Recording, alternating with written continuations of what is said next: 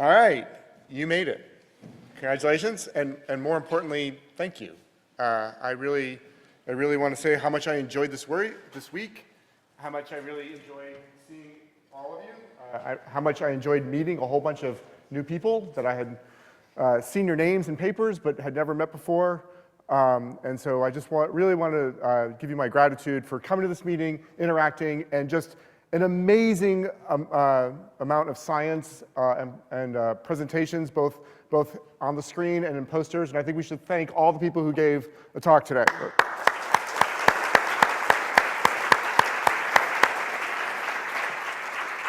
And I also want to thank the SOC members who really helped me put this program together.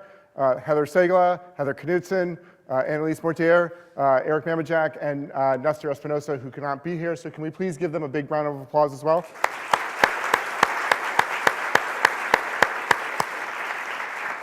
All right, I just have a few slides that I'd like to just summarize up the meeting. The first is, you've already seen this, but Josh brought this up at the end of his talk. Make some notes and tell us what we need to do about HWO. Let them know so we can put this together. Make our voices heard so that we can make this mission actually do what we want it to do. Also, just as a note, I would really like to post all the talks. I'm going to contact each of the presenters when this is over. Excuse me. If you don't want your if you don't want your talks posted, excuse me, I'm sorry. You're free to say no. You're also allowed to delete slides and stuff like that if you want to make changes. Some of you had slides that you did not want shared. So anyway, I'll be in contact with you. And then we're going to work to get all the recordings on the YouTube channel as soon as we humanly can, given the limited amount of people we have available. All right. So this meeting was attended by 235 people, 200 in person. The first Know Thy Star meeting had a total registration of 157, but that registration fee was 0, which is why we had no coffee. And so I think at peak during that meeting, I counted 110 people. So this has been an amazingly, basically double the number of people since 2017. And I really would just want to say a giant thank you to every single one of you. And the fire alarm didn't go off. For those of you who are in 2017, you know what that was about. All right, so 2017, I just want to give a few general observations. 2017 was really about discovery, whereas 2025 has really been about characterization. And basically, Dan said this early on, it's really know thy star, know thy planet, know thy system, know thy formation, know thy demographics, know thy whatever.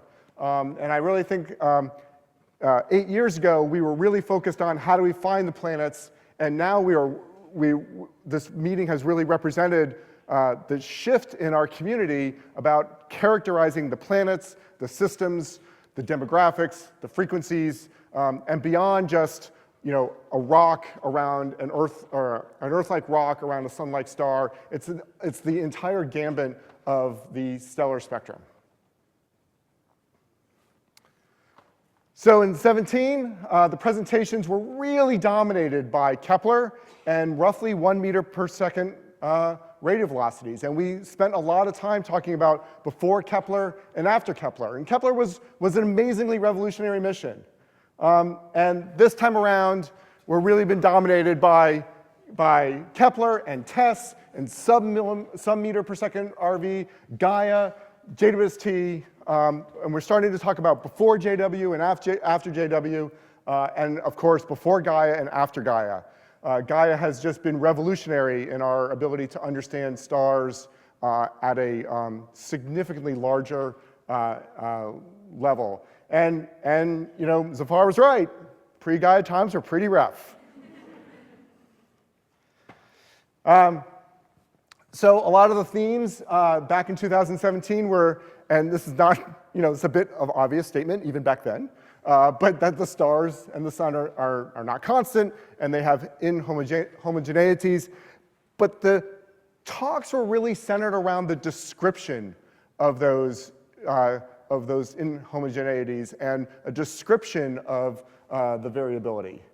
And how much of a pain it was for the planet discovery. And now this time around, it's not just that we know that the stars and the sun aren't constantly having inhomogeneities, but we're starting to have really detailed models, both empirically, but also in a physically based sense about the structures on these stars and the surfaces, and we're really starting to apply that in a way that we're saying that they're a pain for characterization.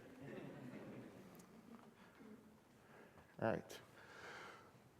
But one thing always remains true, and that is that one person's noise is another person's signal. And I don't know what Nathaniel's doing with the rest of his life, but he definitely has the right idea here, where we just need to find more signal. All right. 2017, unbelievably, we had not launched TESS yet. We were gearing up for TESS. George Ricker gave in the future mission session, hey, we're going to launch TESS next year. Well, we launched TESS, and TESS has been incredible. Turns out we were gearing up for JWST as well, and JWST has been incredible. The spectra and the transits that we are seeing coming out of JW are just stunning. And we were also gearing up for Gaia. And wow, Gaia has really been incredible. And as Alessandro indicated today, we are all waiting for DR4. And that will be just spectacular. But also, we were gearing up for more improved modeling. This is what I was talking about, right? That everything back in, not everything, but a lot of 2017 was really about this is what we see. And we've really transitioned as a community to really trying to describe what we see in very physical terms. And we've really turned a corner, I think, in our descriptions of the stars and descriptions of the sun. And I think there's a long way to go still. There's still lots of work, still lots of things we don't understand. But if you go back and you look, it's only 8 years ago. And it's just an incredible progress due to all the work that you guys and our collaborators have done. So the future really is amazing, right? That was sort of the point of this session. JWST is still flying, Gaia's on its way, Pandora's on its way, Spherix, Rowan, Plato, Ariel, HWO. Pick your mission. There'll be other things that aren't on this list. The continuing improvement of our techniques and our instruments and our models. But please pay a note to what Luis said, that if you make a model of that the moon is made of green cheese, you will find out that the moon is made of cheese.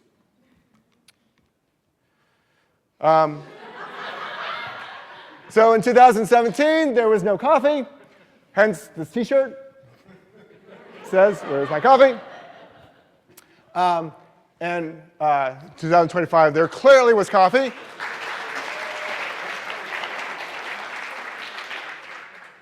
And there was food.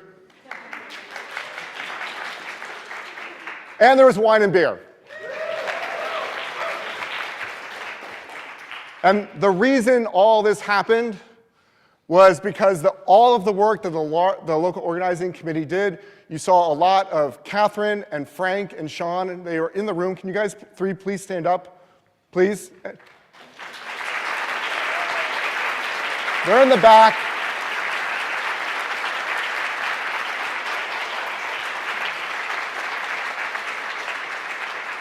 And then all of the local organizing committee at IPAC that you did not see.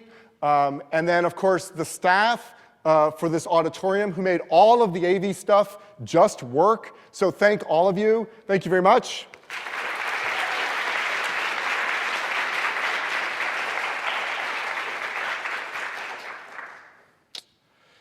And so Sam had said that Nodai Star 1 was the very first conference that he ever attended, and he was an undergraduate, and I was quite honored that he felt that good enough to come back 8 years later, and I hope that for those of you that if this was your first conference, that you felt welcome enough to come back, especially if we have a Know Thy Star 3. So 8 years, that would put us at 2033. The problem is that the Earth might be destroyed in 2032. And so the actual plan, and I bet she's hiding, is in 2028 is for the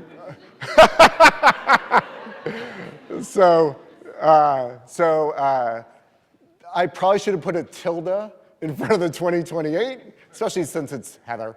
But the goal is to host Know Thy Star 3 2028.